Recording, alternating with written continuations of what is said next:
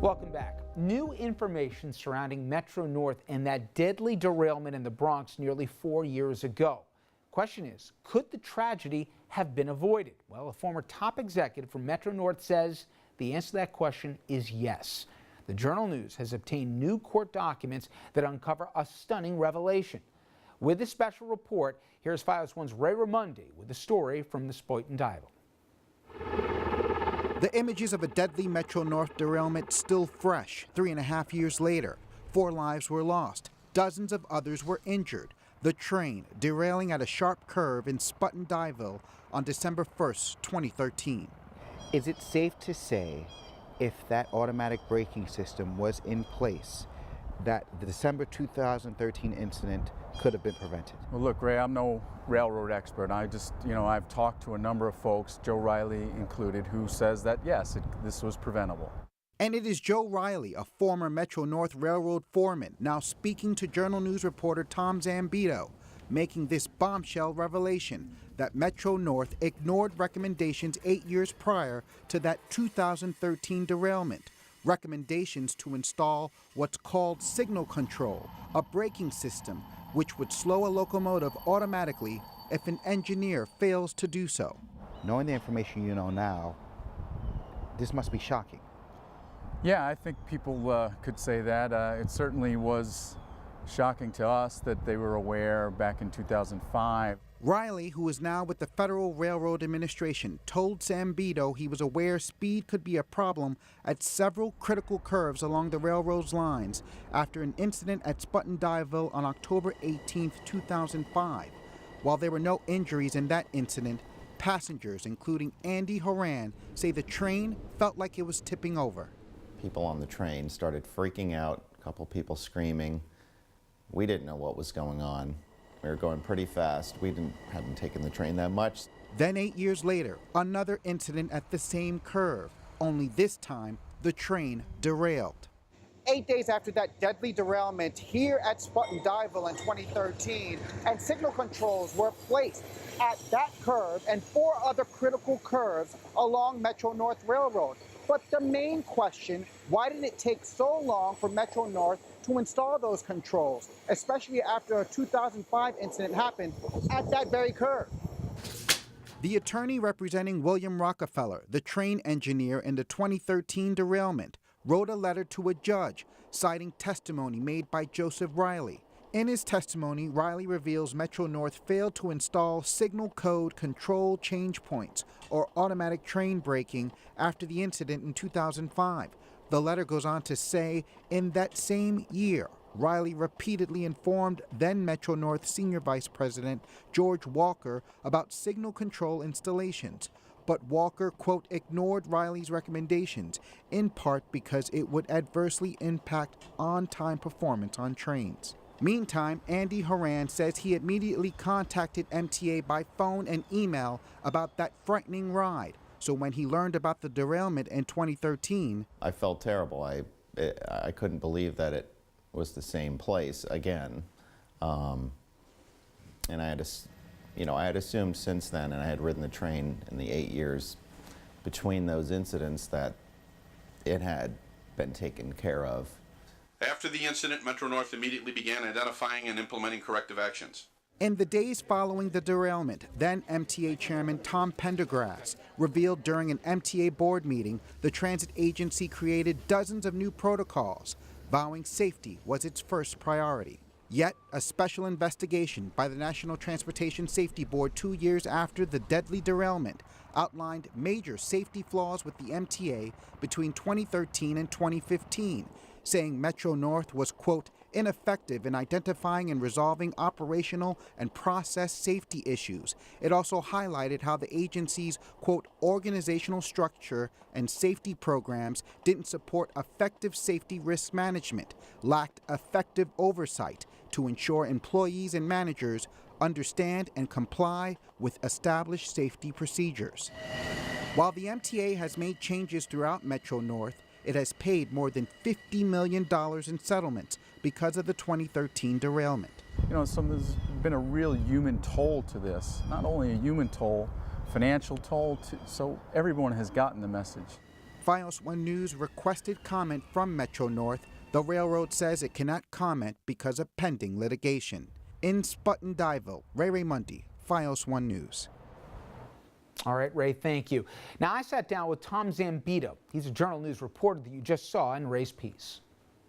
First of all, Tom, I was shocked at some of the stuff I found here. And I remember when we covered the story at the time, even though people at the time didn't know it was going 83 miles an hour, there were all the obvious questions is how could a train, especially around that curve, be going that fast? This doesn't seem to be making sense in the 21st century. But we had no idea at the time, nor did you, I think, that there were multiple warnings over multiple years from people both within Metro North here and even riders that this thing was an accident waiting to happen. And the response we'll get into in a second from Metro North was not only tone deaf, but absolutely jaw-dropping. You had no idea, right, that there was this amount of documented warnings. No, we there were hints that people had come forward and said things, but we hadn't, until this point, really hadn't known that these two high-level officials had sort of come forward and said, hey, listen, we need to break this curve before something really bad happens. So they had come forward.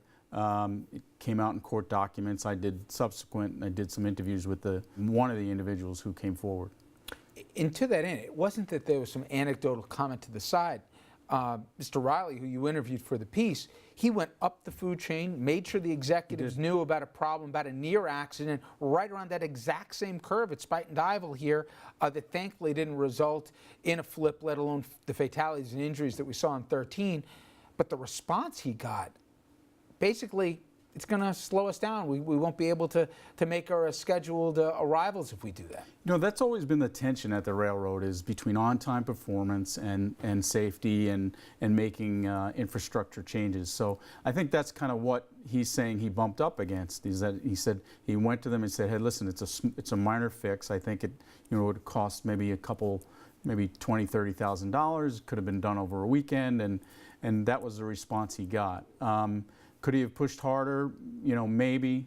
He thought he went up, he did exactly what he was supposed to do in this case. But Tom, it wasn't just, and that would have been, to me at least, shockingly enough, that you have someone from Metro North within going up the food chain and getting that response. But several other riders also made concerns heard that were involved in that same situation. I think it was back in 2005 where they said 8 years before the accident, we almost flipped here. They took it upon themselves to even alert Metro North that they had a problem on their hands. That's right. I mean, they felt like they were going off the rails back in 2005. The engineer was speeding then. So it was a hair-raising experience for them. They went to Metro North and raised it with them. That's what started Riley's investigation into this as well. But clearly people were unnerved by it. If you see that curve, if you've ever been out there, it fails the eye test. I mean, you know that you need to slow down along that curve. It's a really, it's a sharp curve. Now, it's one of four, as I understand it, within the Metro North grid, if you will, that has an extremely sharp turn here. Right. And again, what they were looking for was automatic braking system, which says you can't go 80-something over it. It's going to automatically slow you down to 30 miles per hour, which is sustainable even with that sharp of a turn. Mm-hmm. They were presented it in estimates, as you say, 20, let's say even on the high end, 30, 40 grand to put it in. It wouldn't debilitate the train system for long delays to do the implementation for it. But again, they said no. And it really took the Spuyten Duyvil finally for this action to be taken. Yeah, it's sort of ironic that the engineer who was in the accident, it's his lawsuit that sort of brings this out, which is a little ironic. But again, their thinking, Metro North's thinking at the time was that the best discretion is in the hands of the engineer. In other words, maybe this automatic braking system could fail, right? So the engineer needs to be in control. But from what we've seen through a number of accidents, not just this one, the one in Hoboken, New Jersey, you've seen human error, people falling asleep, or you could have a heart attack, anything could happen. So there needs to be a backup system. I think that's what the debate about positive train control is about. There needs to be backup safety systems. These are not, they're not going 10 miles an hour. They're going, 50, 60 miles an hour. And I'll say it's, the argument is so asinine to me that, well, if you take it out of the controls of the engineer, you're losing your fail. No, you can have both.